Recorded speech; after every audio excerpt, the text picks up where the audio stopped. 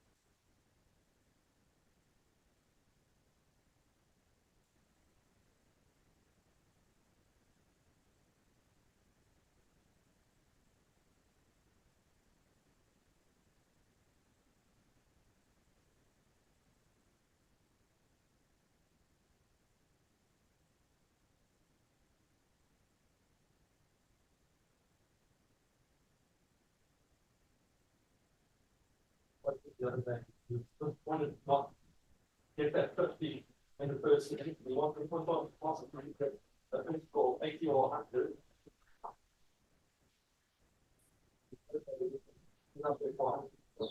It's a long time for his 49 runs, but he has the ability to pull the bigger when he wants to, score quickly. Get that milestone in the 50s, but the coup of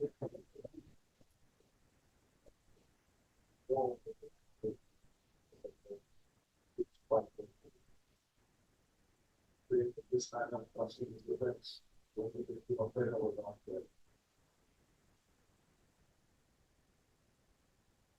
One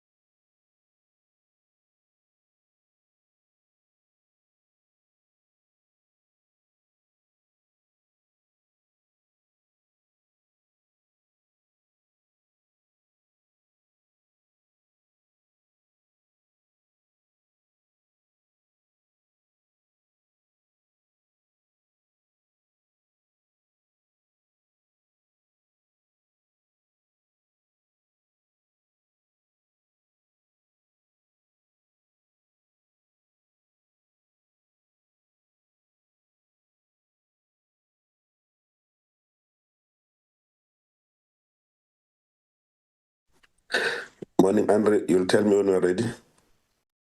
Hi, good morning, Chair, and everyone on the platform.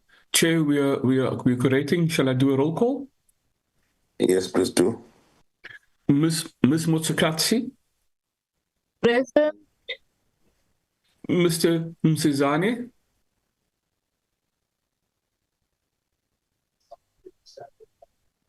he was on the platform, Chair. Mr. Mndluli, I'm here, Chair. Mr. Chance, I am present.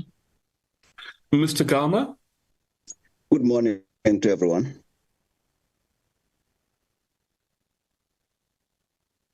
Mr. Muzi Kosa, Recording in progress. he was on the platform. Mr. Tumbo is joining us, Chair, as we are speaking. Those are the members currently on the platform, Chair. Thank you very much. Can we display the agenda?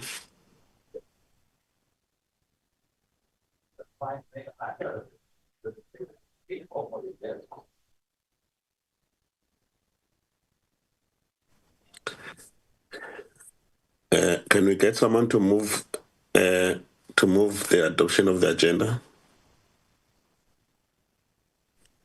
Jefferson, I move for the adoption of the agenda. Thank you very much, Member Mskatsi. And the seconder?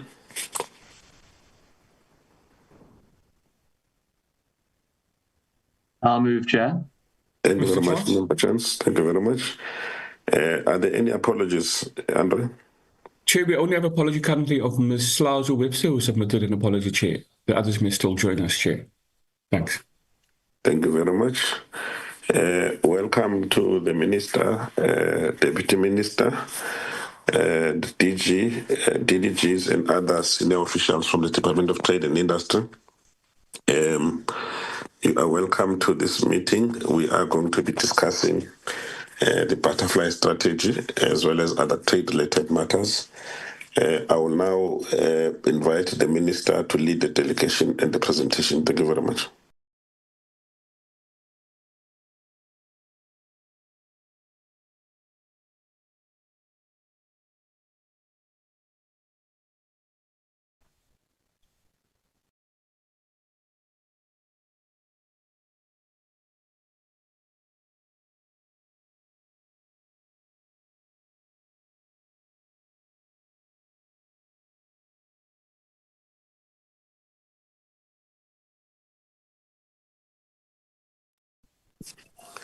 Morning, Chair. Yes, Minister. Sorry, I have been struggling to unmute. No problem. Thank you very much, Chair. We are presenting an integrated presentation that looks at the matters related to trade and trade discussions and negotiations, underpinned by the reality that we are operating in an evolving trading environment that has created great uncertainty. And that whereas the US might have introduced the reciprocal tariffs, as they would call them, but what we consider as unilateral tariffs that have been imposed on us and many other countries in the world, this was actually a culmination of various interventions, protectionist measures that have been introduced in the US, and similar protectionist measures have been introduced by the European Union, if you think about the impact of the carbon border adjustment mechanism, but also the more recent steel restrictions that have been introduced. So the environment is quite volatile, and that has necessitated that we seek to diversify our trading partners and de-risk from the areas where there's greater risk, as would have been identified. We are premising our trade approach to an approach that we call the butterfly strategy, essentially anchoring our trade on the Africa Continental Free Trade Area and the need to create greater intra-Africa trade, taking advantage of the protocols of the FCFTA as has been adopted, but also the reality that this is a critical market for South Africa. And therefore, we need to focus attention on that. And then, of course, diversifying into other regions of the world. But that, I think the presentation would go into a bit of detail in that regard. And if I may request the DG to then introduce the presentation. Thanks. Thank you, Minister. Greetings, Chair and honorable members and colleagues on the platform. Thank you very much for the opportunity to respond to the committee's request in relation to the status and implementation of the butterfly strategy, as well as the overall trade position. Chair, I think in the interest of time, because it does always happen that we run out at the end, I would request the colleagues to start henceforth. We will be led in the first part by Ambassador DDG Xolelwa of the Trade Branch, and then towards the end, Acting DDG Willem van der Spey will then take over on the butterfly strategy. And with your permission, Chair, I would like to hand over to them to commence with the presentation. Thank you, Chair.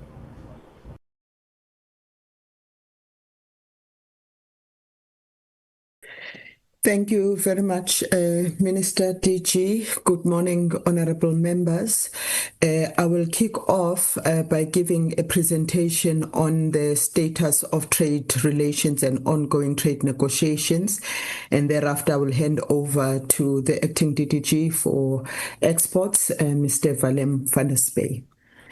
In terms of the presentation, we will cover the global trade and geopolitical environment. Most of it, Minister has already touched on. The trade flows, the SA trade agreements, the state of play in terms of trade relations, and then Willem will come in on the butterfly strategy. In terms of global dynamics, as Minister has indicated, we've seen a rise in unilateral and protectionist measures, and this has also culminated into the imposition of reciprocal tariffs by the US, with South Africa facing a 30% duty. But the US is not alone. There are a number of trading partners, especially developed partners, that are imposing trade restrictions for various reasons, some for environmental reasons. This has led to disruptions in trade flows. What is important for us is to diversify markets so that we are able to create resilience in our economy. And we will indicate the efforts that we have implemented as the department to be able to diversify our trade. And we have also seen the weakening of the multilateral trading system as bilateral trade deals are now taking center stage. Trade that is now currently taking place under WTO terms has reduced from 80% at the beginning of this year to 72% in October. We enjoy a number of trade relations, and we have concluded a number of trade agreements with various partners across the world. We have a preferential market access to a customs union, which is the Southern Africa Customs Union, which includes South Africa, Botswana, Namibia, Lesotho, and Eswatini. We also have a number of free trade agreements, a preferential trade agreement with Mercosur, as well as a number of a memorandum of understanding that really tries to enhance bilateral collaboration with many partners. We also enjoy a number of non-reciprocal preference schemes. AGOA was one, but we have a number with other developed countries in the world. We have reciprocal trade agreements that cover 90 countries with a combined GDP of 28% and 29% of world population. And of course, through the WTO, we are party to a number of agreements. Members would have seen this slide that covers where our trade agreements are. The red is where we have free trade agreements, and then the green is where we have unilateral preference schemes, and then yellow is where we have preferential trade agreements. Mercosur is one that is concluded, and we have ongoing negotiations with India in terms of a preferential trade agreement. In terms of our trade, South Africa in 2024 had a trade surplus. We had 2 trillion rand worth of exports, key trading partners being Africa, the EU, China, US, and the UK. And in terms of imports, that was 1.7 trillion. And the key trading partners in terms of imports is the EU, China, Middle East, the rest of Africa, and as well as the US, which led to 341 billion rand of trade surplus. Here we show the trade agreements, the trade relations in terms of our trade and whether we have a deficit or a surplus. And in the continent, we mostly have, especially in SACU and SADC, a trade surplus. In the rest of Africa beyond SADC, we do have a trade deficit arising from our imports of oil, mainly from Nigeria. EU, we have a trade deficit, UK trade surplus, EFTA, a slight trade deficit, Mercosur, it's a trade deficit with the US trade surplus. And we also show with developing countries how we fare. With most of them, we have a trade deficit, and the aim is to look at how we can work with these trading partners to increase our exports so that we can rebalance our trade and also change the structure of trade where mostly, especially with the BRICS countries, we trade in mostly commodities or primary products. Now, going into the actual trade agreements themselves, as the minister said, in terms of the butterfly strategy, the AFCFTA and the implementation thereof forms the center stage for our trade relations. We have seen progress in the implementation of the AFCFTA, especially with what is happening with global trade. All African countries recognize that we need to create a stable, predictable market through the AFCFTA. Members would have seen the progress in this regard. Currently, there are 24 countries that have gazetted their offers and have followed their legal processes to implement the AFCFTA. The key markets for South Africa, because already in SADC we have a free trade agreement through the SADC Trade Protocol. The key markets for us in terms of the AFCFTA are the ones that are highlighted in bold, which of course are those that are beyond SADC. The key development since the last presentation is that in the Council of Ministers that met in October, there has been conclusion of the long outstanding negotiations on rules of origin on autos and clothing and textile. And this is important because it ensures that we create a viable market for trade in these products in the continent. And some of these products are products that are currently affected by unilateral tariffs that are imposed by other trading partners. This slide gives a synopsis of where the trade is taking place under the AFCFTA, and those are the countries denoted with the color red. In terms of our trade, the rest of the continent accounts for 28.2% of our global exports. And here the global exports are mainly in manufactured products, and this is a key market for us. As members would have seen when we were presenting on the trade balance, the continent is our biggest trading partner. And in terms of imports, it accounts for 10.3% of South Africa's global imports. We zero in on the trade under the AfCFTA, and here we show that in 2024, the trade that took place under the AfCFTA amounted to 485.4 million rands. This year, this has increased to 1.38 billion rands. So we're seeing an increase in the trade. And the main countries that we are trading with is Ghana and Kenya, but we list the total aid that we have managed to unlock under the AfCFTA. In terms of imports, it's 404 million in 2024. This has increased to 554 million this year. The biggest import partners under the AfCFTA is Egypt and Tunisia, but we also show the rest of the countries where we are importing from. Now, moving to the other regional blocks, SACU and SADC, these are key markets for us as indicated in the trade figures. The key issues that we are dealing with here is to resolve the non-implementation issues, especially with regards to Namibia, Botswana, Zimbabwe, Tanzania, and Malawi. Then in terms of bilateral cooperation agreements, we have a number of MOUs in the continent, 76 in total, that aim to promote trade and investment cooperation, and they provide the right platforms for us to resolve any challenges, whether trade or non-trade barriers that we face with our partners in the continent, but also to look at cooperation in terms of investment, industrial cooperation as well, and to also look at new areas of cooperation, especially with the protocols that have been signed, such as the Digital Trade Protocol, and the aim is to see how through the bilateral platforms we can unlock more opportunities for trade. Now, moving to Europe, with the EU and the UK, we have over 90% utilization of these agreements.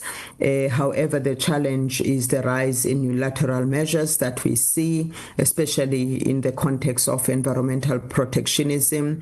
There are a number of initiatives that are implemented and measures implemented by especially the EU and the UK, the CBAM, the deforestation, as well as methane regulation that will have a negative impact on trade.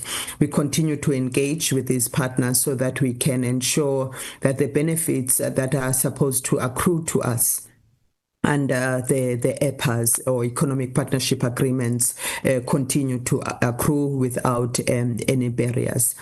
We also are looking at new areas of cooperation, especially in terms of the decarbonization value chain, and we are engaging with both partners to see how we can unlock our exports of hybrids as well as electric vehicles and open up opportunities for investments in South Africa so that we can unlock both production and trade in green products. This also includes discussions on the export of the sustainable aviation fuel.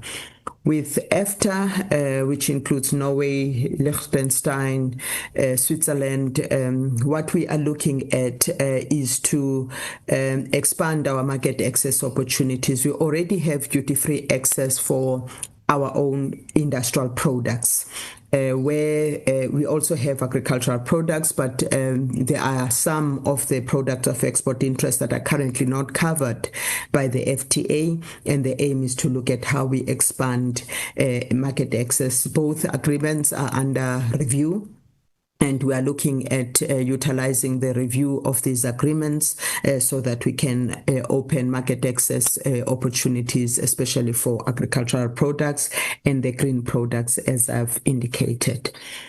In terms of the EU, we're seeing good cooperation that is being undertaken through the summits that we had this year, one starting in March, and we had a follow-up bilateral summit with the EU on the sidelines of the G20.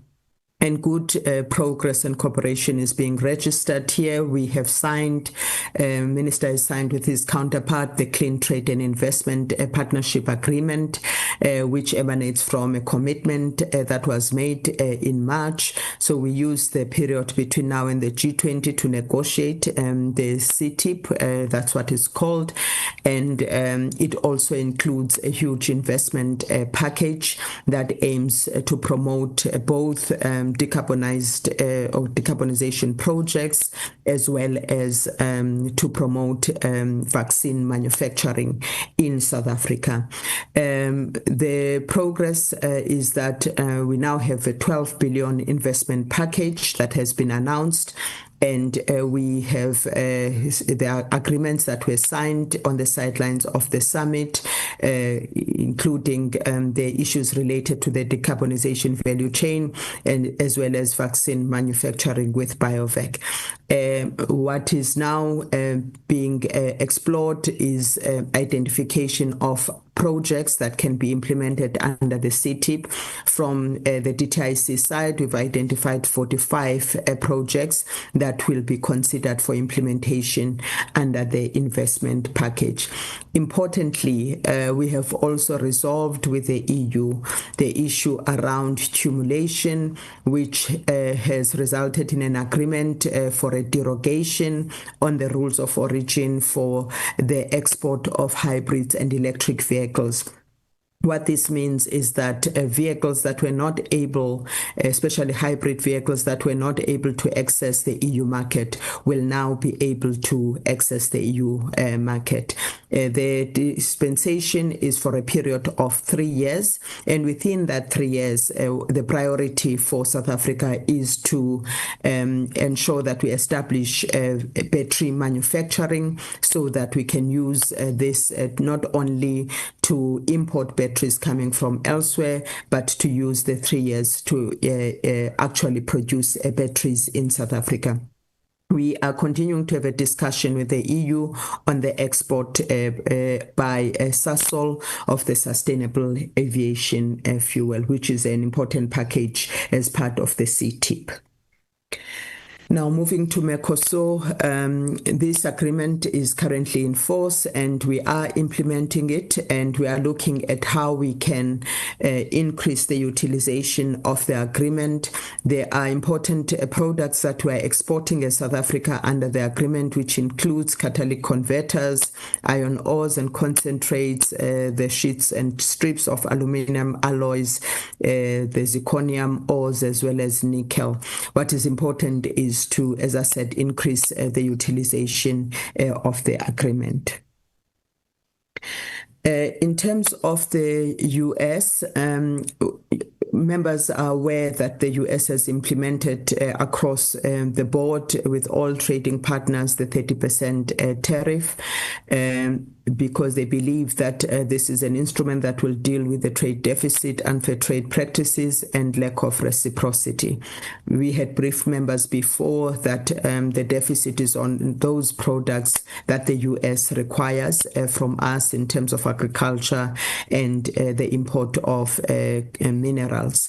However, we are continuing to engage with the US to look at how we can reduce the reciprocal tariff that is that South African products are facing. There are a number of products of export interest that have been exempted from the reciprocal tariffs. This includes certain critical minerals, certain agricultural products that were recently announced, including citrus, that has been a big issue for us in terms of accessing the US market, stainless steel scrap, as well as energy and energy products and some pharmaceutical products. They are also beyond the reciprocal tariffs, the Section 232 duties that the U.S. is implementing under its national security imperatives, and this includes autos and auto components, steel and aluminium, semi-processed copper, pharmaceutical products, wood and wood products, and medium and heavy-duty vehicles. In terms of trade that is currently affected, it doesn't mean that all the products, because some of the products under each of these lines have been exempted. So in terms of Section 232 on autos, it affects 21.8% of our exports. Steel and aluminium, 13.5% are products that are impacted. And then the PGMs, it's 35.2 that have been excluded, and the petroleums 1.2 have been excluded from the reciprocal tariffs. And as we indicate, agriculture is now excluded, which accounted for 3.4% of our exports, and this includes citrus, avos, as well as beef. We are engaged with the U.S. in negotiations in terms of an agreement on reciprocal tariffs that aims to reduce the 30% tariff that we are facing. Following the conclusion of the agreement on reciprocal tariffs, we'll be engaged in the country-specific commitments in the next round. There are also discussions on a tariff offer. This will be a SACU offer, given that South Africa is part of a customs union. So SACU is finalizing that with a view to submit it as soon as possible. The aim for South Africa is to ensure that we negotiate an agreement that creates a level of predictability on trade and reduces the reciprocal tariff and enables us to be able to trade with the U.S. Of course, this will be done without compromising our national interests. In terms of AGOA has expired on the 30th of September. However, there is still bipartisan support for the renewal of AGOA, and also the White House had indicated that it is also in support of the renewal for a period of 1 year. What is expected will be a straight rollover of the current benefits to the existing members, which will mean that South Africa, once it is rolled over, South Africa will continue to benefit under the program. Senator Kennedy has introduced a bill which has signaled an interest to renew the program for a period of 2 years. The Ways and Means Committee is still to discuss any bill at this stage. However, we understand, as I said, that there is bipartisan support for the renewal. As a result of all of the challenges with regards to global trade, what we have been looking at and working on as the department is diversification of markets. And the aim is to ensure that we enhance engagement with various partners in Asia, ASEAN, and the Middle East. The President has recently led a delegation to Indonesia, Malaysia, and Vietnam, and Minister has also engaged a number of countries to advance this agenda, both in terms of targeted engagements, but also leveraging our hosting of the G20 as a basis for targeted discussions on how we can enhance bilateral trade. And the ongoing discussions on expanded market access with traditional partners are continuing. As we've indicated, there is a review currently of the EPAs as well as the EFTA, which we are using as a basis to look at how we can still expand market access, also with traditional partners without necessarily working only with new partners. We are also looking at preferential access agreements that we need to negotiate, which will be aligned with our industrial development priorities, but also respecting our regional commitments.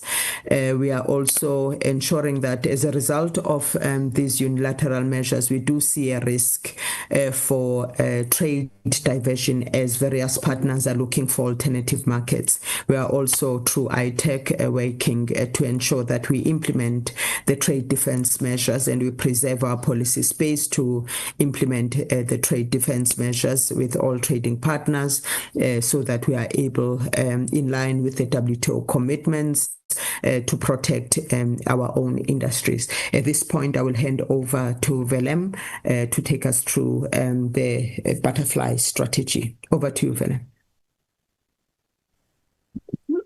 Thank you, Honourable Chairperson, honourable members of the committee.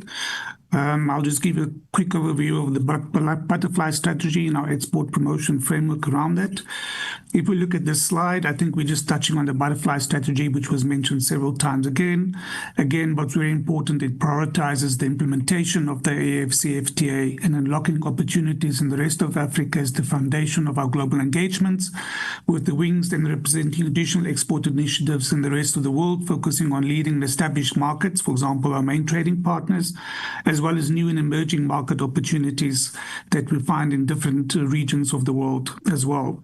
The strategy aims to diversify exports geographically, as well as by product category, and to increase value-added manufacturing at its base, and do this through leveraging trade agreements, diplomatic efforts, export promotion initiative, and enhance the market access and competitiveness, fostering inclusive and regionally integrated and globally connected export growth. If we can go to the next slide. When we talk about market diversification, I think there are some 4 key elements that we're focusing on to ensure that we don't just focus on a narrow set of products or markets in our international trade engagement. Obviously, the first one is product diversification, which we've touched upon, and their focus there is to identify high-value products in sectors with export potential. Then market diversification is to target new regions or economies to reduce concentration risk. Again, what is very important about diversification is not to say that we're reducing our engagement in particular markets, but it is adding and exploring new opportunities and alternatives for our products and services. What's very important is when we do product diversification, that we look at value addition and industrial upgrading, that we try and systematically shift from exporting raw commodities to higher value-added processed products when we engage our international markets.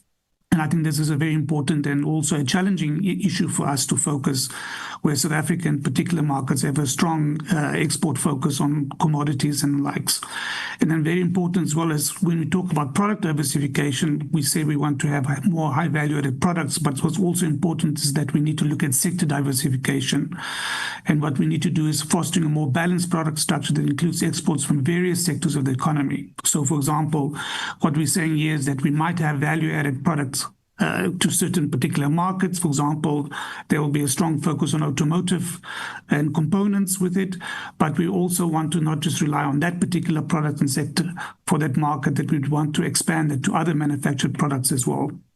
If we can go to the next slide. So basically, in terms of trying to look at how do we set a pathway in terms of implementation of this diversification strategy, in terms of the strategic timeframe that we're working on, we did a lot of research and analysis. One of the tools we use is, for example, the decision support model, which is an export market selection tool that makes use of sophisticated filtering processes to sift through an extensive range of products and services and country-related data to reveal those products and services and country combinations where South Africa has potential to export particularly value-added products, and to see how we can pursue those markets and those products and those particular things through our activities as a tool to steer how we utilize our resources and capabilities, both human and financial resources, to pursue those markets. And again, what's very important is this matrix has focused on the AFCFTA as a priority. And in total, what we've done is we've identified 22 priority markets plus ASEAN countries and Turkey.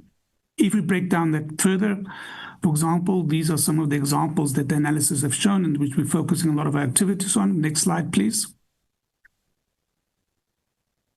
If we look, for example, in Africa, we've looked at 9 high priority markets for us, which includes Mozambique, the DRC, Egypt, Ghana, Kenya, Nigeria, Senegal, Ethiopia, and Angola.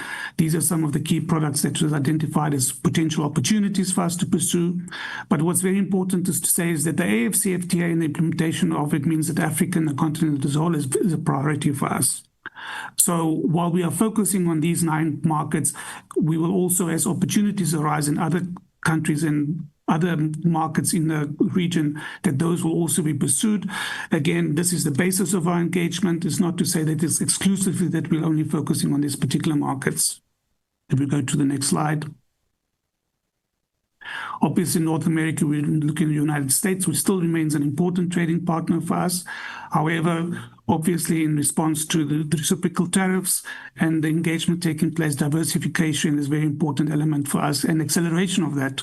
Although diversification was always important for us, I think the pace of acceleration is becoming very important for us.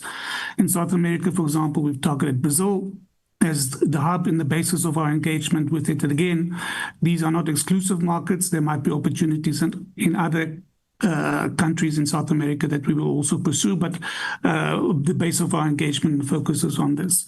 And Europe, for example, looking at within the EU, France, Germany, Italy, the Netherlands, obviously United Kingdom, which is now not part of the EU anymore, and the Russian Federation, which does present opportunities. However, in the challenging global dynamics, obviously we will have to see how we can engage within that particular market as well. We go to the next slide. In Asia, obviously, we have China, Japan, South Korea as the key pillars of our engagement with that region. But as you will see, obviously, we have a new focus on ASEAN, particularly Malaysia, Vietnam, Thailand, Indonesia. Also, Turkey is a very important market that we're looking at as a new emerging market. In the Middle East, we, for example, identified the United Arab Emirates. However, what we must say there is that actually the United Arab Emirates is the basis of what we call a GCC approach, Gulf Cooperation Council approach, where we, for example, looking at the region, particularly that's why we will have focus, for example, in Saudi Arabia, as well as Qatar, in addition to United Arab Emirates that we're focusing on. But United Arab Emirates is very much a gateway in terms of is a trading hub for that particular region. I think what's very important to point out is to say that we've identified these products and markets. In a changing global dynamic, we constantly have to reassess and focus on that. As I said, these kind of markets is where we will have a focus on for the next strategic framework for the next couple of years, which we'll continue to review and consider our engagements with those markets. What's very important to say is that we've identified particular sectors and products through our analysis. However, this is an iterative process, meaning to say that there is a starting point. And as we engage, for example, with the markets through our missions and our exhibitions, as well through the bilateral high-level engagements, for example, whether it's presidential, ministerial, or deputy president levels, where there will be business forums and councils, we will continuously assess to say whether these products do make sense in that particular market. Some of the analysis might show that there's opportunities, but there are issues, for example, such as consumer preferences and cultural fit that we also have to consider, and which our exporters will have to adapt to in certain areas as well. So therefore, although we started with a detailed research and analysis, that is only the starting point, and constantly we test the market to see if those products do have uptake in particular markets. If we can go to the next slide, please. So when we talk about implementation of the butterfly strategy, I think we've already seen earlier in the presentation issues around the various market access initiatives, the trade agreements, preferential trade agreements and the likes. But as we engage with our export markets, we kind of have to have a broader holistic approach in terms of key areas that we need to focus on to really advance our exports over the strategic and medium term. And it starts with the first area, for example, increasing the capacity of South Africa's enterprises to export, including skills for exporting. Practical example of this is, for example, where the Department of Trade and Industry coordinates a export passport program, which focuses on export training, as well as incubation for new exporters to really grow the number of exporters which we have currently and systematically introduce them into international markets and get them export ready and get them to be ready to participate in export promotion initiatives. Obviously, second element is penetrating African export markets beyond SADC. I think a lot of our trade currently within the African continent is mostly based in SADC. And through the implementation of the AFCFTA and our marketing activities, we want to push that towards markets beyond SADC, which provide opportunities for us. Third area is increasing the value of South Africa's investment in the rest of Africa. Practical application of this is particularly the work, for example, that the Export Credit Insurance Corporation of South Africa is doing, where the ECIC underwrites investment projects in the continent. And what's very important about those particular investment projects is that they draw exports from South Africa, and with a particular focus through its mechanism of the local content requirements and that. So in the case of particularly the continent, where outward investment sees as a pull factor for our exports beyond just us selling in those particular markets. Again, promotion and marketing of South African goods and services exports globally. For example, this year we already had around 13 exhibitions and missions that we've undertaken up till mid of November, where we are promoting key products and sectors identified, and that aligns very strongly with the priority markets that were identified in the previous slides. Economic diplomacy and professionalization of the foreign service is a key element for us to really get our market intelligence on the ground. I think the process is advancing now, for example, where with the DTI's foreign economic representatives are being placed. They've already gone through a shortlisting process. And what's very important is that the markets that we've identified aligns very strongly with the priority markets that we've identified in the previous slides, one of the butterfly strategy, so that we will have that on-the-ground footprint systematically as budget becomes available. For example, the 12th first batch that was being identified falls squarely within the priority strategic markets which have been identified in the previous slides, for example. Very important, resolving trade barriers faced by South African businesses. I think the slides, which are presentations which were undertaken by Ambassador Kolewa, indicated, for example, both in terms of the free trade agreements, but also through the bilateral government-to-government engagements where we do deal with tariff and non-tariff trade barriers to really try and open up those markets systematically for us. Then, very important, improved trade finance instruments. Again, the ECIC, the role that it plays in terms of providing insurance for South African exporters, particularly through its short-term insurance mechanism that it started to draw in financial support and funding from the private banks. But a very important initiative linked to this, as well as obviously the engagement and accession of the Afrexim Bank, to also facilitate greater access for trade financing for our exporters. And ultimately, one of the targets that we've set and we're working on is also the eventual establishment of a South African Export Credit Agency, or Exim Bank, as some would call it, as a key instrument for us to do that. If we can go to the next slide.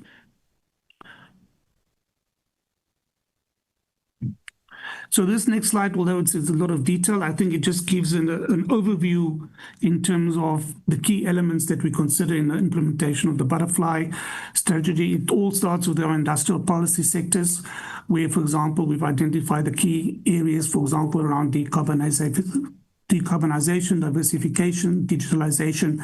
And what we are doing is we're identifying export opportunities within each one of those areas and sectors. And those are the particular value-added products that we pursue. Again, the interventions, the previous slide, we've gone into some of those detailed interventions, is by applying those interventions to those products, and applying that to the market diversification analysis that we've done, that we will target those markets and those opportunities in it. As we do so, I think there are three broad streams that we are always aware of and considering as we're doing. Obviously, the element of diversification that we've emphasized before. And this is not just diversification. Obviously, there's an immediate pressing response with regards to some elements in terms of the trade dynamics taking place, barriers which are being imposed in the current changing global environment, that we need to take those products and diversify them to different markets. So that is accelerating the diversification of it. Second areas, we've talked about the presentation earlier about the utilization, about the trade agreements, and the focus is to increase the utilization of these trade agreements by our exporters. And that will require an element of promotion work, but it will also require investment into some of our productive capacity to really develop the products which those particular markets are needing and requiring. And I think the last important element is what we call the Look East, expand the trade initiatives.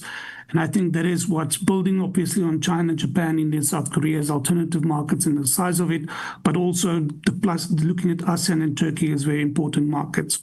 And again, this is not exclusively, but I think this focuses a much more stronger element of the butterfly strategy, which we're looking with new and emerging markets for us. Thank you, and I will just, I think that we will rest for now. Thank you, Honourable Chairperson, members of the committee. Thank you so much.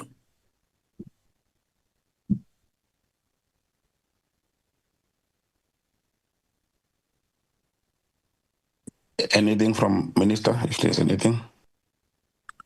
Thank you, Chair. I think that concludes the presentation. But if I may, Chair, introduce Deputy Minister Alexandra Abrams, who has joined us for this meeting. So I thought it would be appropriate that, in fact, I should have done it earlier, that we acknowledge her presence and introduce her to the committee. Just to simplify WhatsApp, there's an expanded question. Can you please, Andre, can you please manage the platform, please? Sorry, Minister, apologies. We can see if you can expand it for us. We need to have Sorry, Chair. I think it's Velen. You see if he can mute.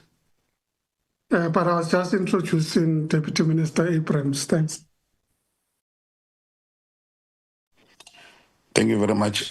You are welcome, Deputy Minister. We look forward to interact with you and work with you as part and parcel of the members of the executive. We appreciate your presence and we will continue to engage. I will now allow, I also see there is a new member, Honorable Tambo, if you can just clarify us. I see Honorable Muzikoza. Is it alternate or are there changes so that we are properly briefed so that as we continue to engage? Honorable Tambo. Thank you, Chair, and greetings to colleagues and the department. Honorable Muzi Koza is the main member and I'm now the alternate. So it's due to the fact that I currently sit on multiple committees, including finance and communications. So to ensure that we fully participate, the Honorable Koza is the main member, but of course I'll continue to participate in an alternate capacity as time allows, such as today. Thank you, Chairperson. Thank you very much, Honorable Koza. You're also welcome. We look forward to your full participation in the committee. We will now allow, Andrew, you'll assist me with the hands for members who want to engage with the presentations. Thank you very much. I'm now inviting hands.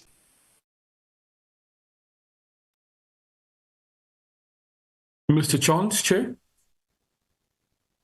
Yes, Honorable Chance. Thank you very much, Chair, and good morning, everybody. And thank you, Minister. Thanks to the DG and the presentations, and welcome to Deputy Minister Abrahams. We look forward to working with you in the coming months and years. First of all, I'd just like to say how much I support this strategy.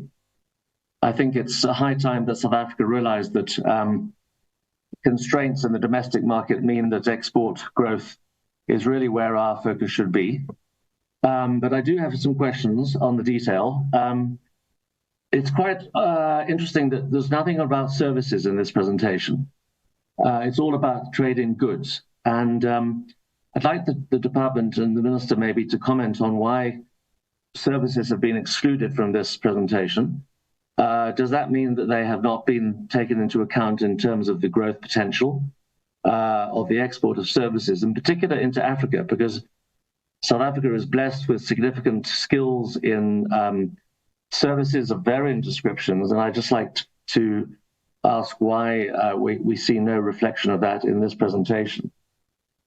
The second question is, was the decision to focus on Africa a priori, or was it as a result of the analysis of the opportunities, which then led to your decision to focus on Africa? So is it a cause or an effect, essentially, of the strategy? And it's also clear that the exports of 570 billion are mainly going to the SADC countries. So that would suggest that the potential goes way beyond just the SADC countries, particularly since many of the countries further north are significant economies with high GDPs and higher per capita incomes, which means that there's potential for absorbing a greater proportion of South Africa's manufactured exports. So can we see some numbers in regard to which countries are we seeing the growth coming from in particular? I think that the preponderance of manufactured exports into Africa does present a great opportunity. But then the question of non-tariff barriers comes into play. In particular, customs controls, transport, logistics problems. What is the department doing to work with our African counterparts to reduce those non-tariff barriers and to ease trade flows between South Africa and within the African continent generally? You mentioned the foreign economic representative appointments. I'd like to know a bit more about the people that you're appointing. Are these local nationals? Are they South Africans? How are you finding these people? And to what extent are they being supported by structures on the ground? Because, you know, being a foreign economic representative on your own in a foreign country must be quite lonely. I would imagine that there has to be quite a lot of on-the-ground support to make that role effective. And so I'd just like to get a bit of an understanding as to what the support structures on the ground are, and how close you are to actually finalizing those appointments. Then when it comes to product diversification, I'd like to know whether you're looking at existing products that are manufactured by South African companies, or are you identifying potentially new product categories or sectors that you believe South Africa has a competitive advantage in, that we could expand to then exploit those opportunities in the various countries where you're targeting. Then two more questions. Then how is this export focus being reflected in the department's medium-term budgeting for the various programs within the department? I mean, I think exports, for example, if I can recall, it's only about 2.5% of your total budget. But surely it would be rational to greatly expand that and to shift budgeting resources and people into an area which has the greatest potential for growth. I'd like to get your input on that. And then related to that question is, I see you're aiming to grow exports from 2 trillion to 3 trillion by 2030, which is a 50% growth overall over the next 3 years. How does that translate into South Africa's GDP growth? Have you done any sort of correlation between the export growth that you're anticipating or targeting, and how that translates into per capita growth and GDP growth in the broader economy? Thanks very much.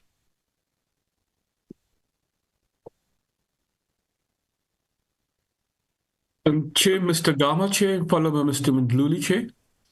Yes, Honorable Gama and Honorable Mdluli, in that order.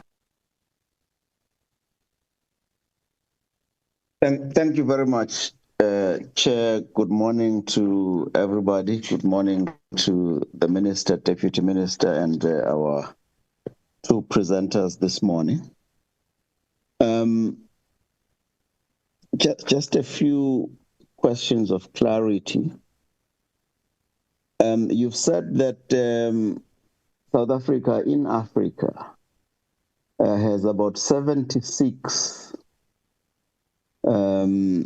trade and investment cooperation agreements or memoranda of understanding on economic cooperation with various African countries. This would presuppose that because we can only enter into agreements with 54 other countries, that would presuppose that with some countries we have more than one that we have signed with. What is the process to try and integrate this so that we avoid duplication and we can make sure that we can have a particular focus on this particular issue? You've indicated that globally we have agreements with about 90 countries, if I'm not mistaken, which talks to 28% of global GDP and 29% of the population of the world.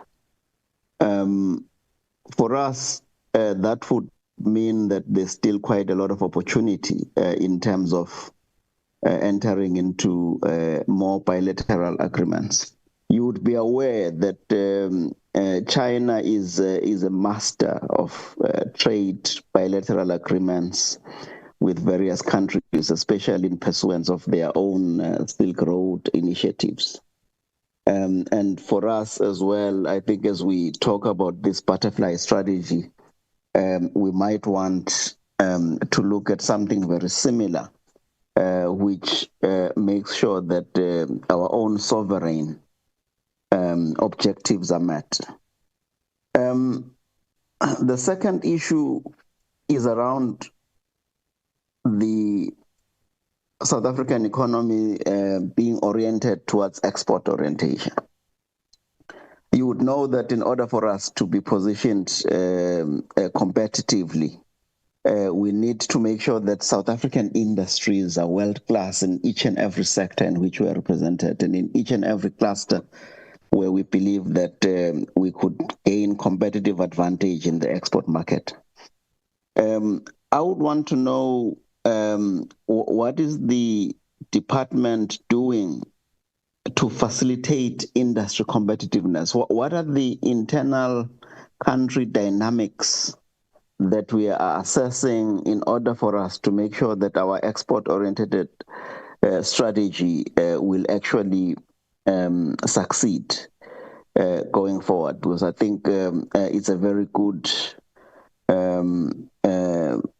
vision, but it needs to be underpinned by ongoing competitiveness measures within the country, whether it is through logistics, how we reduce our costs in order for us to remain globally competitive, so that we're able to continue to enhance our capabilities to gain market access and competitiveness going forward. So I think for me that's a very important underpinning that we would just like to understand a little bit more. Thank you very much. I think I'll come back with a few other questions, but I just want to understand a few things around these questions of clarity. Thank you. Thank you, Chair. I assume it's my time. I've just drafted 4 questions as the DTIC was giving its presentation, so I'll just I will read them all one by one. So the first one is the presentation states that South Africa has implemented the AFCFTA from January 2024, but that only 485.4 million of exports to Africa beyond SADC occurred under the AFCFTA in 2024, and 1.38 billion between January and July 2025. I would like to ask, what specific barriers, be it procedural, capacity, or administrative, are limiting the effective implementation of the AFCFTA by South African exporters, and what measurable steps is the DTIC taking to ensure that it removes each barrier? The second question, Chair, is which South African sectors and firms accounted for the 1.386 billion of the AFCFTA exports from Jan to July 2025, and what proportion were value-added manufactured goods versus raw commodities? Please, can the DTIC provide a firm level and product breakdown if possible? And the other question, the third one, is with regards to the butterfly strategy. It sets a target to grow the exports from 2 trillion to 3 trillion by 2030. What are the annual interim targets, the baseline year, and the performance indicators that would allow us as Parliament to monitor progress?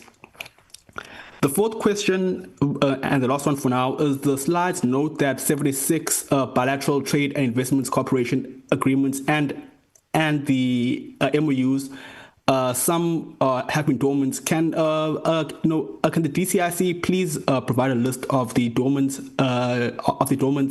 MOUs, as well as the reasons for the dormancy, and a plan to either reactivate them or formally terminate them, including expected timelines? Thanks.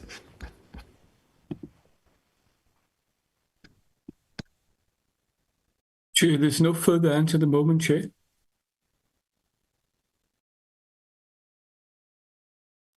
Okay, over to you, Minister, and the team. I'm sure other colleagues are still trying to think about their questions. Over to you, Minister, and the team. Thanks, Chair. If I may ask the colleagues to come in first.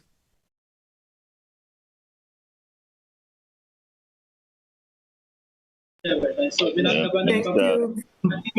Okay, thank you, Kolala. Please proceed. Thank you very much, honorable members.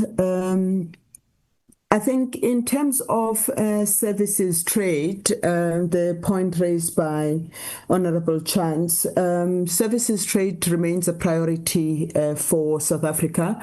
The member would recognize that we have negotiated under the SADC trade protocol, a trade in services protocol, and trade continues under that. Also under the AFCFTA, we have negotiated the trade in services protocol because we do recognize the importance of services, and actually where we enjoy a surplus in terms of trade in services is mainly in the continent, hence the prioritization of trade in services under the AFCFTA. We will in future ensure that we also cover that in much more detail. In terms of which countries we are seeing growth from, as we had indicated under the slide on the breakdown of the AFCFTA, in terms of imports, it's mainly the North African countries, Egypt and Tunisia. And then in terms of the exports, it's mainly Ghana and Kenya. So those are the countries that we're seeing a lot of growth in terms of both imports and exports. But of course, trade continues with the 8 countries that are currently being targeted by South African companies as key markets for growth. Maybe let me link this with the point that was raised by Honorable Ndluli in terms of the specific barriers that we see. I think the logistics are one of the barriers, and there is work that is being undertaken because the AFCFTA implementation is not only by the DTIC, a number of government departments with various mandates, including on the logistics, are also working on addressing some of these. Other barriers, of course, include the non-tariff barriers. We do have a mechanism under the AFCFTA for addressing the non-tariff barriers, an NTB resolution mechanism. And what normally happens is a company that faces a specific barrier in a specific market registers the NTB through the NTB reporting system, and we then use the bilateral platforms to engage with a specific country to resolve those NTBs. If we struggle to then resolve them bilaterally, then it's escalated at the AFCFTA level, and that is the mechanism then that is used to address the NTBs. The other issue is to ensure that we continuously increase awareness with our export councils as well as exporters with regards to the opportunities that exist under the AFCFTA. And this is a continuous mechanism to try and increase the utilization of the AFCFTA. In terms of firm level data, it's normally difficult to get it. We can attempt to get it from SARS to see if we'll be able to do this. But what we can at least commit to do, Honorable Mdluli, is to share with you the breakdown in terms of value-added exports versus primary products. Generally, around 60% of our exports to the region are value-added exports, but we'll provide the more accurate data with regards to the 1.3 billion in terms of exports that are currently taking place under the AFCFTA. The other challenge that we've seen in the implementation is that in the other implementing countries, sometimes the information doesn't trickle down to their customs in terms of how they manage and facilitate the trade in the AFCFTA. Some of our companies have reported that when they declare the products under the AFCFTA, the customs officials in the other countries are not aware. It's something that we have raised with the AFCFTA Secretariat so that the countries concerned are able to disseminate information and are able to facilitate trade. Then in terms of I think I've addressed also the NTBs that were raised by Honorable Chance.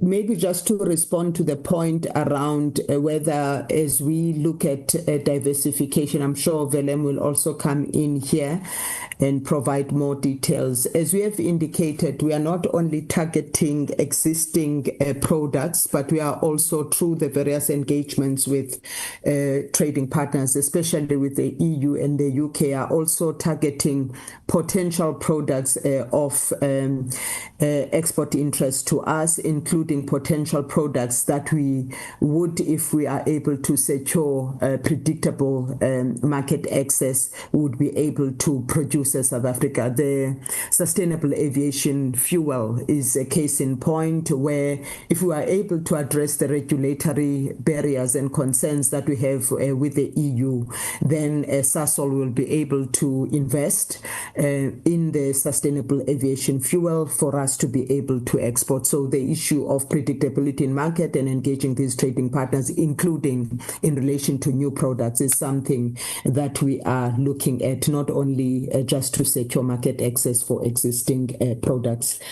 And then the other point that was raised by both Honorable Gama and Mdluli is with regards to the MOUs that we have in the continent. Yes, with some of the countries, we have more than one MOU. Normally, there is a general MOU that aims to promote economic cooperation. And then some of the discussions necessitate that we have specific MOUs, especially when it comes to industrial development, or specific MOUs that aim to unlock investment, which necessitate targeted negotiations with a specific partner. So that is why we have more MOUs than the number of countries that we have in the continent.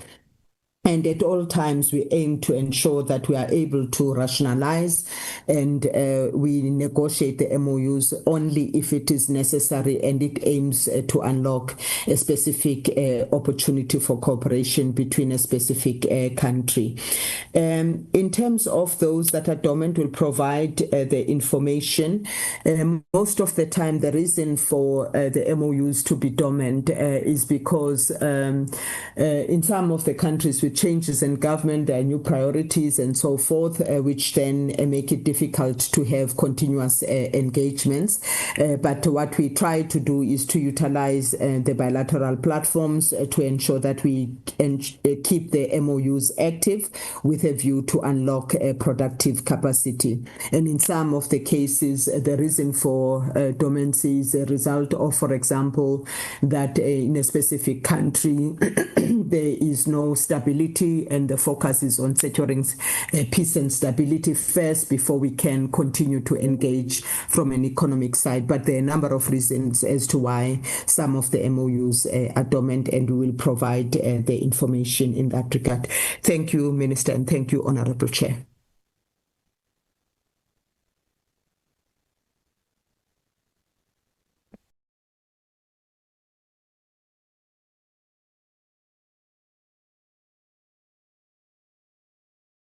Or maybe just, I see I forgot the question yes. from Honorable Yes, Gama.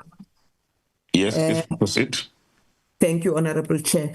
The other question was with regards to preferential access, the fact that we have 90 and whether we plan to negotiate new preferential access agreements. As we had indicated in the slide where we're talking about diversification, the aim is to also identify new preferential trade agreements that we will negotiate, and there are active discussions that are taking place with trading partners, including with China, and members would be aware that China has indicated that it is ready to offer to all African countries it has diplomatic relations with 100% duty-free access. Of course, that requires a negotiation of an agreement that has elements of reciprocity, and we are engaging with a number of trading partners to look at how we can also increase the number of countries we have preferential access agreements with. Thank you, Honorable Chair.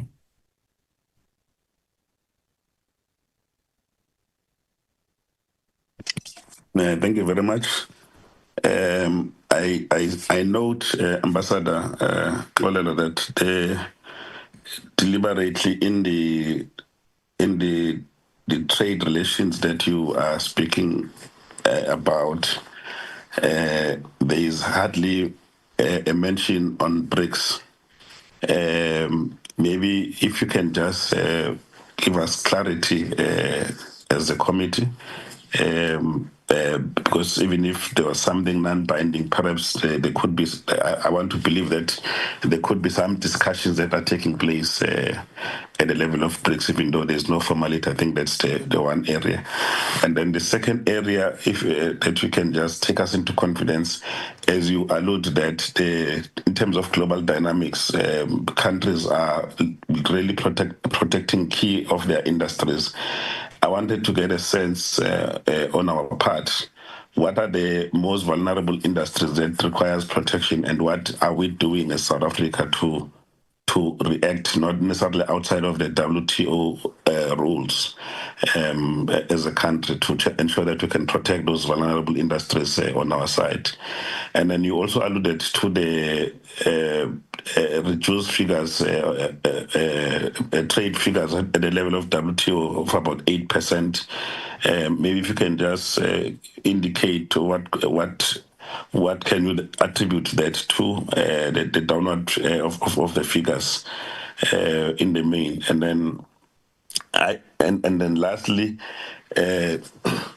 you on Nigeria, when you were explaining, I think the trade deficit, if I'm not mistaken, you mentioned issues of petroleum.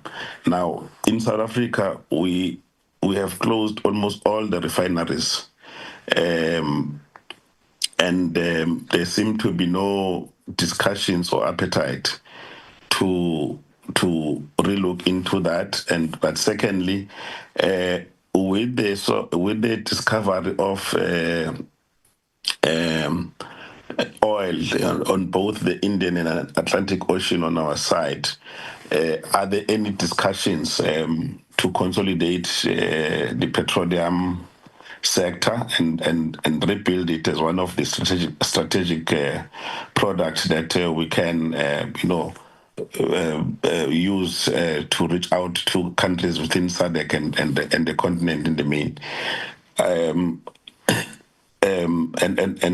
I'm asking this at the backdrop of the fact that we've just given the oil measures now another 25 years of the lease in our infrastructure. And what are the strategic intent on the side of the DTIC to ensure that we can pursue this specific area, working with obviously relevant department like DMRE in that regard? Thank you.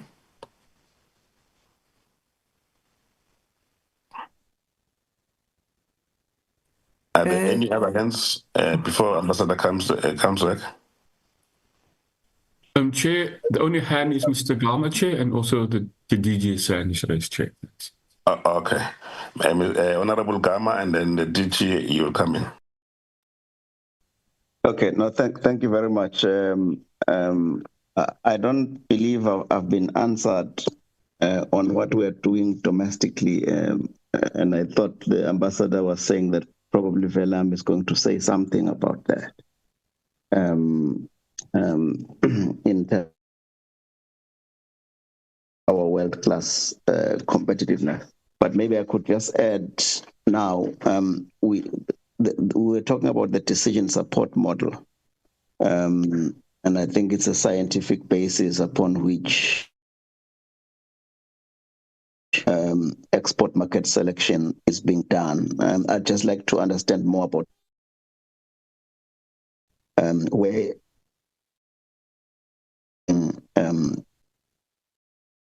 the way it currently works in which countries, who's deploying that tool, and what has been.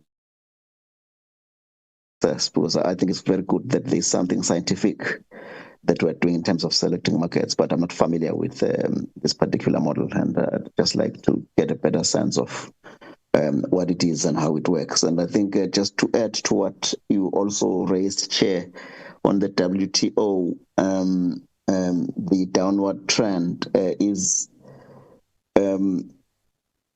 what are the key factors that lead to this? Does this just mean that the WTO as an institution may in time not be so relevant, and that people might work outside of that WTO framework going forward?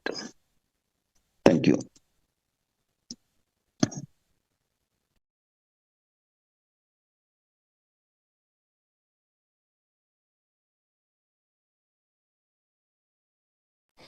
Yes, DG, and then the team can also then come in and answer immediately after that. Thank you, Chair, members, and Minister. Chair, the issue of competitiveness as raised by Member Gama. As a department, we are managing 9 master plans, all of which have been collaboratively developed with industries and sectors, and all of which are aimed at improving productivity, growth, and competitiveness in all of those sectors with various interventions that include, amongst others, skills development and ensuring that there's indeed market access where so required based on negotiations that are ongoing that we have with different partners. Overall, the department has got all its incentives geared towards improving competitiveness in all sectors. And all our DFIs are also aimed at providing support to ensure that there's access to finance as well as support where it is required for purposes of exports, as well as building local capacity in this regard.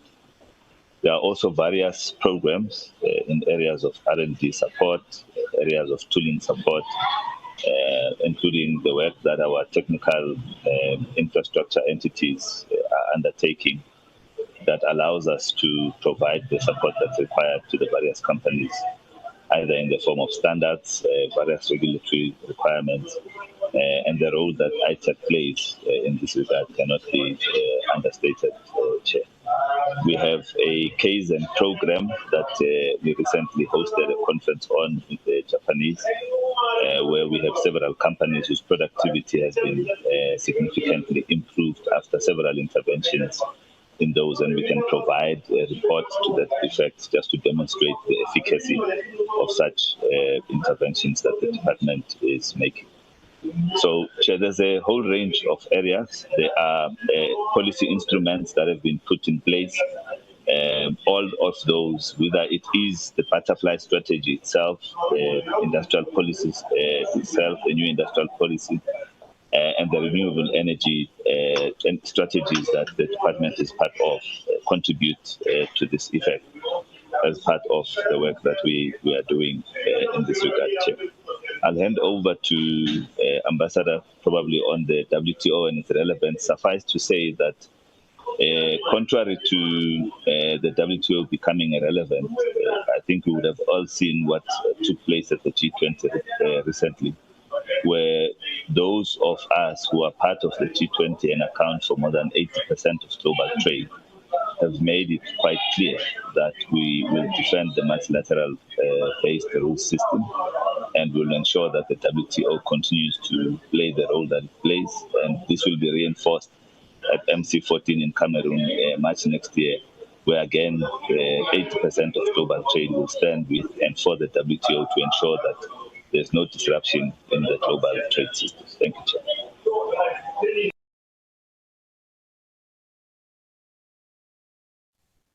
Thank you very much, Honorable Chair, for your questions. I think DG has covered some. In terms of BRICS, yes, there is no formal trade negotiation, but there is an economic cooperation strategy. In fact, we are now in the process of negotiating another 5-year strategy, 2025 to 2030, that aims to enhance cooperation amongst BRICS countries, including in the context of the current challenges that are facing global trade. And the aim is to also look at how we can enhance trade, especially in terms of value-added products, where we are able to move up the value chain. Then in terms of the most vulnerable sectors, I think the main ones are those sectors where there is a rise in unilateral measures for various reasons. Autos is one. Steel and aluminium, Minister has spoken to also not only the US measures in terms of Section 232, but also the increase that is projected to be implemented by the EU starting from next year, increasing, they had a safeguard of 25% on steel and aluminium. Now the EU is looking to increase and impose a duty beyond its WTO bound rate to 50%. Of course, they said they will have consultations under the WTO in terms of those countries that will be affected by the measure. And we will be engaging both bilaterally and but also through the WTO process with the EU. So those are some of the vulnerable sectors. And of course, agriculture remains a vulnerable sector, because even through the WTO process, we have not been able to really reform the rules on agriculture when it comes to the WTO. And DG has referred to the G20 process. We have, South Africa, through our presidency, raised the importance of making progress in this regard with regards to agriculture, so that we can deal with the trade distorting subsidies that affect the competitiveness of African agriculture and African exports, which are displaced not only in the global market, but also displaced in the domestic market by subsidized products that are coming from elsewhere. So this is an important agenda that we will be taking forward to also MC14, or the 14th Ministerial Conference, to be held in Cameroon in March 2026, that the DG was referring to.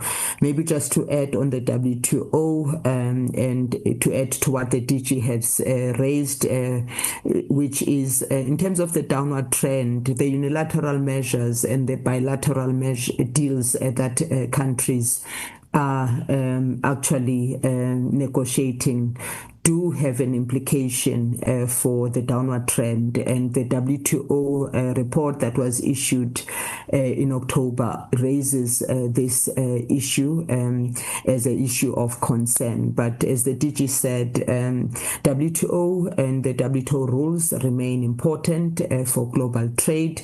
And in fact, in the trade and investment minister's statement issued at the G20, with support of all G20 members, it does recognize the importance of the WTO rules in terms of creating predictability in trade. So even though, yes, there are challenges currently because of the unilateral measures, the WTO remains important, and I think it's going to be important to continue to defend the WTO. But of course, in defense of the WTO, it doesn't mean we don't see challenges with it, and hence for MC14 we are pushing hard as South Africa for the reform of the WTO so that the asymmetries in trade rules are also addressed as we talk about the importance of preserving the WTO. Thank you, Honorable Chair.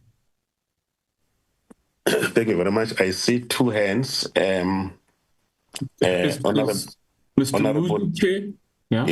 Honorable Khoza, and then Mr. Tawe.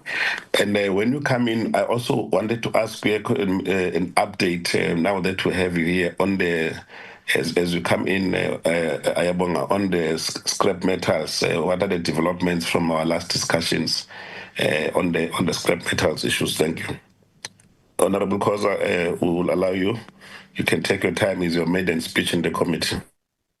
Thank you very much, Chair, to the Minister and the team. Perhaps one will also want to start by saying,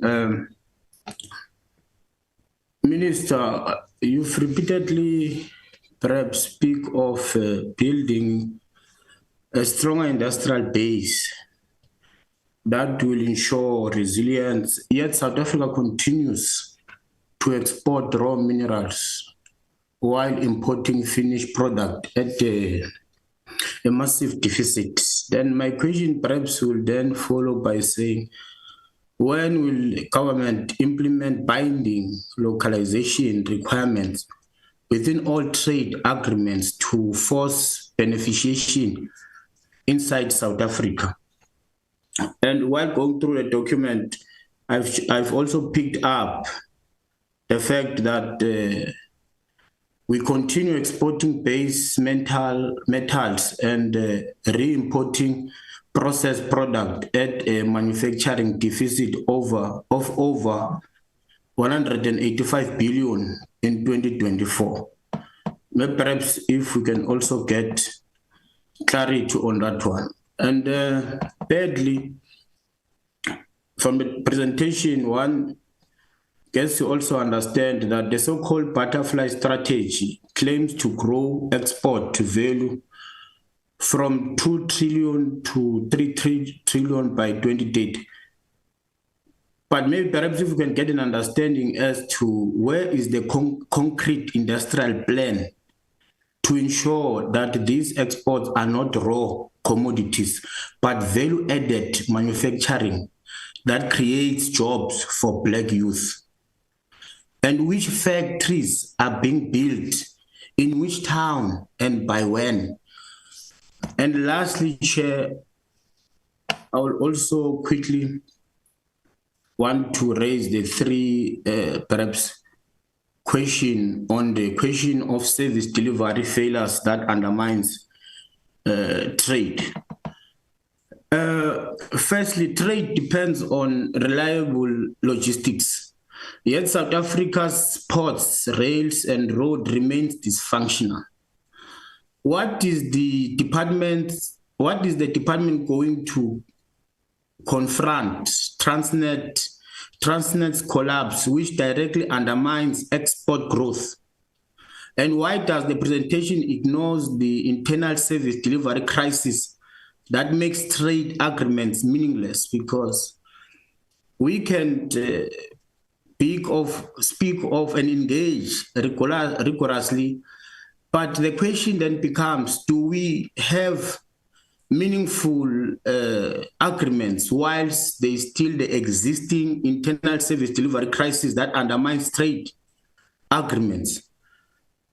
And also, industrialization requires energy stability, yet load shedding continues. So one then wants to understand what's the plan from the department or perhaps government on how can government speak of export-led growth when factories remain idle due to electricity failures? And lastly, Chair, what binding enforcement exists to guarantee energy availability for industrial zones? I'll pause there, Chair, just to at least give the Minister and officials an opportunity to respond. Then perhaps I'll come back for a follow-up. Thanks, Chair. Thank you very much. Ayabonga. Thank you very much, Chair, and good morning to you, to the members of the committee, and also to the Minister, the DG, and Ambassador Mlubipita, and the other officials on the call. I had wanted to come in earlier, Chair, regarding the question from the Honorable Member Gama around whether or not people would work outside the WTO. But I think the Ambassador has dealt with that, so I'll probably not go there. But suffice to say, maybe on the issue you had raised, Chair, about the update on the scrap matter following our earlier discussion in the year, I think maybe two quick updates there. The first is that the Commission issued on the 31st of October the amended export control guidelines with a particular focus on the discount rate and other operational areas of the price preference point system. And as part of that amendment to those guidelines, the members would have seen a decline in the discount from 30% to 25%, and a few other proposals, including, of course, the shifting away from cash transactions for scrap under the PPS. Informed, of course, by, I think, the export control regulations that were issued in 2022, and also some of the work that has been done by the Civilian Secretariat of the Police. So I think that's the update on that one. And that has been opened for comment for 2 weeks from that date. We have received those comments and we are busy considering those, Chair. And then subsequent to that, there would be a final notice that we would issue. Maybe just lastly, Chair, on the point, though, around the WTO, I think it is also emerging in a particular way in one of these vulnerable industries you are asking about, in the steel sector. And we are dealing at the moment, just for the benefit of the members, with a notice we had issued in the Gazette on the 21st of November regarding the determination the Commission has arrived at, the recommendation that we are going to be making to the Minister around the review we had been undertaking in the respective chapters on the steel sector. And that, I would imagine, is an outcome that is imminent. But that process has also been associated and accompanied by additional submissions, over 100 that have come to our attention. And some of them, Chair, I must say, are raising the question of the extent to which we've used all of the opportunities, exceptions, and even articles within the General Agreement on Trade and Tariffs, or the WTO, and whether or not some of the challenges faced in some of these product markets amount to an emergency situation that does require consideration of some of the articles that even the EU has used, for instance, Article 28, or even emergency measures that would redesign how it is that we do safeguard interventions. So I think those are some of the updates, Chair, regarding the protection that might be extended to some of these industries, but also some of the complications that industry is bringing to our attention as it relates to vulnerable sectors like the steel sector, and the extent to which we are using all of the space within the ambit of the WTO. And of course, that might have implications even around issues like the bounded tariffs, or even the extent to which other measures are used as well. Thanks, Chair. Thank you very much, Member Chance. Thanks, Chair. I just had a follow-up question regarding AGOA and the reciprocal tariffs. Is it possible for them to coexist? And so if AGOA is renewed, what happens to the 30% reciprocal tariffs? Okay. Before I hand back to you, Minister, and the team, I think on the question that is raised by Member Koza regarding the network industries as well as the energy issues, we are going to be having a number of joint committee meetings with those specific intentions to deliberate on the strategy around the network industries. As you know, that transport is one area that plays a major role in that specific industry. And then secondly, with regard to the publicly available information, there is no longer load shedding. There's actually access electricity that is available. Hence, there are strategies, and I'm sure the minister will be able to touch into those areas to really target certain industries and ensure that we can use the access available energy to stimulate those specific industries. I will now hand over to the minister and the team.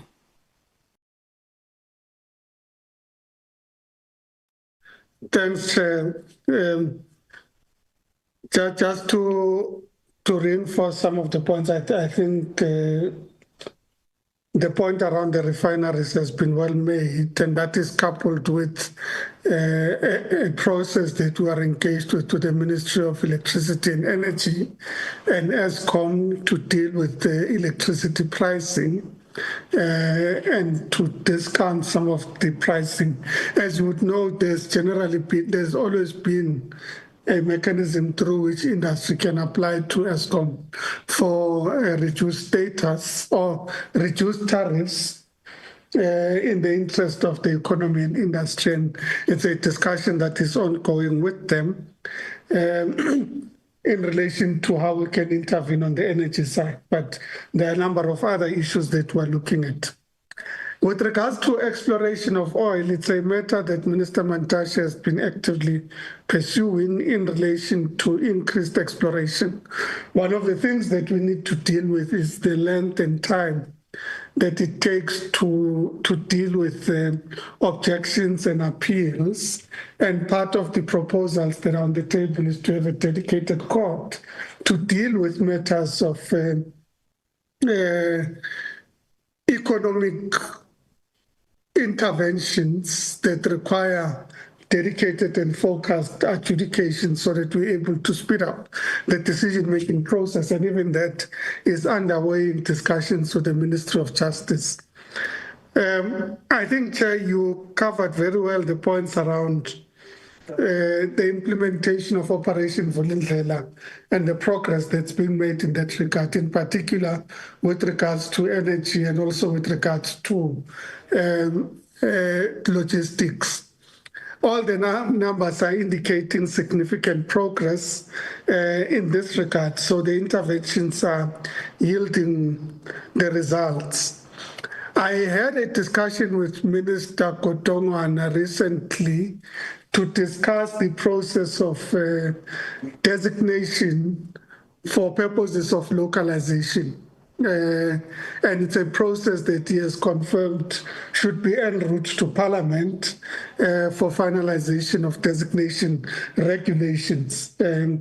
So we do anticipate that that would happen. But I think the issues around the WTO, the point has been made, Chair, with regards to the fact that as a result of the greater uncertainty with regards to trade, but also the posture of the US that has shifted a lot of trade under the most favored nations rules, there's been a reduction in trade under WTO rules, and in particular, the most favored nations. It is a matter that we remain concerned about, but there's proactively processes of reaffirming the WTO and ensuring that there's a rules-based system, but to also resolve some of the challenges in the system, including the dispute resolution mechanisms that have contributed to some of the delay. The last point on my side that relates to industry competitiveness, we have partnered with the Japanese and recently with regards to their enterprise efficiency processes, the Kaizen model, and we recently held a conference in this regard. So there are sectors in which we're looking at implementation of the Kaizen model for industry competitiveness. Thank you very much.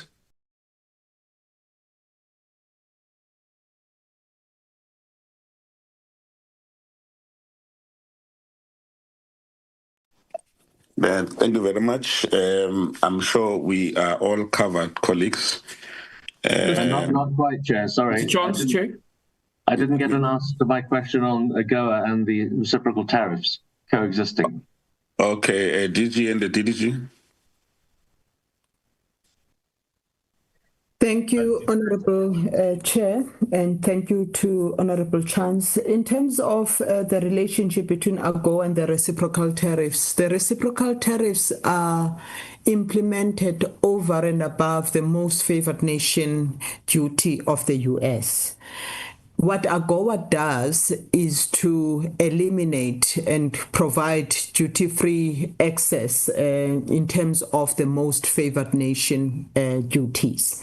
Therefore, there is a possibility that the two can coexist. In fact, before the expiry of AGOA, the AGOA beneficiary countries were enjoying a margin of preference even with the imposition of the reciprocal tariffs by the U.S.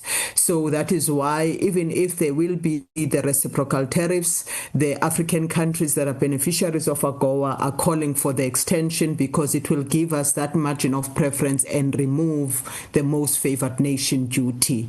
And we would only face then the reciprocal tariff. So it is important to still pursue the objective of the extension of AGOA, and there can be a coexistence of the two. I hope that helps, Honorable Chair.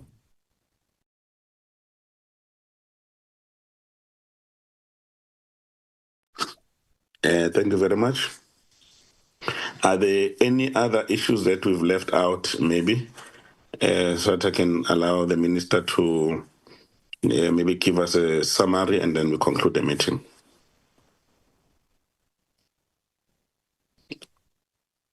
I think seemingly all the questions have been answered. Over to you, Minister, in terms of your summary. Concluding remarks. Thank you, Honorable Chairperson and Honorable Members. I think that one of the areas that we need to emphasize relates to the urgency of implementation, and it's something that we have taken to heart with the department with regards to ensuring that and as indicated by the DTG as an example, the Clean Trade and Investment Partnership with the EU, it creates opportunities of investments in north of 250 billion rand.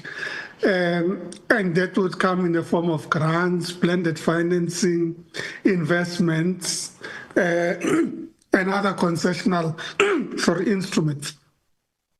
Now, it's one thing to enter into the agreement, it's another to actually package a set of initiatives and programs that will take advantage of the opportunity that presents. So that's what we are placing emphasis on.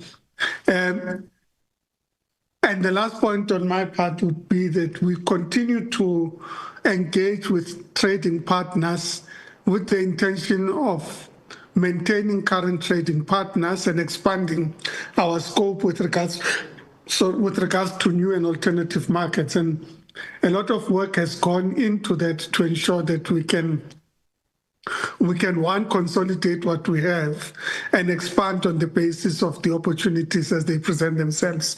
We are finding that there is great appetite by many countries to work with South Africa.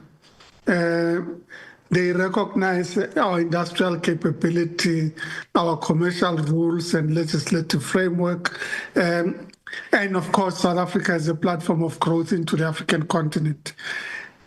And we are placing a lot of emphasis on ensuring that we can accelerate the agreements that where we see opportunity, so that we are able to take advantage of the opportunities as they present themselves. And I think that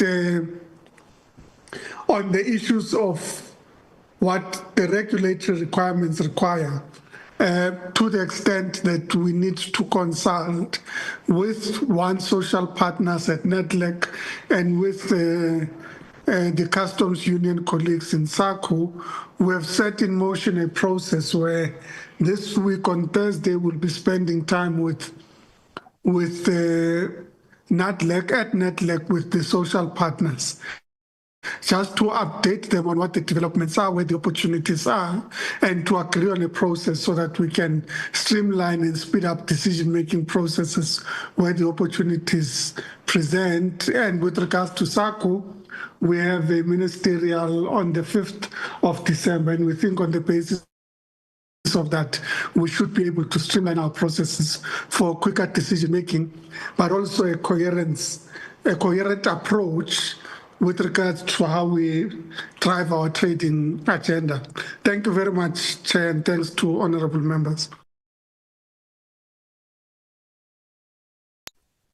No, thank you very much, Minister, Deputy Minister, DG, and DDGs. And also thanks to members of the Portfolio Committee for indulgence on the subject.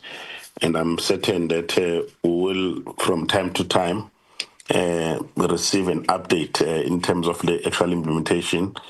And I'm certain that the implementation of the butterfly strategy will assist us to diversify and reach new markets. And I'm sure also the department will be working very hard in ensuring that we find legal mechanisms to deal with issues of protecting those industries that are vulnerable on our side, so that we are not worse off.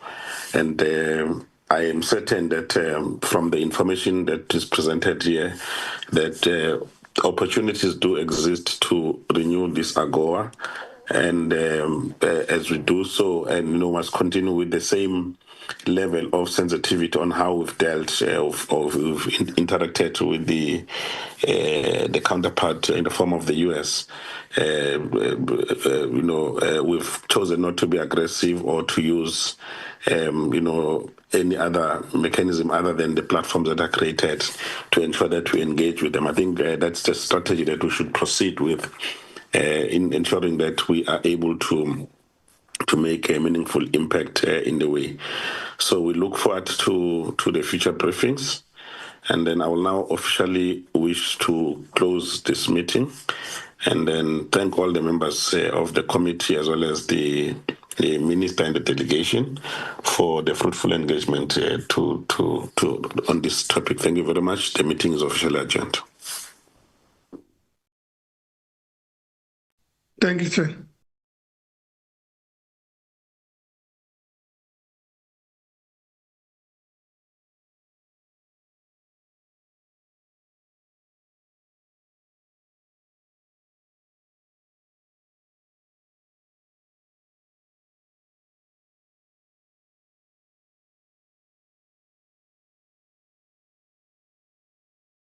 Recording stopped.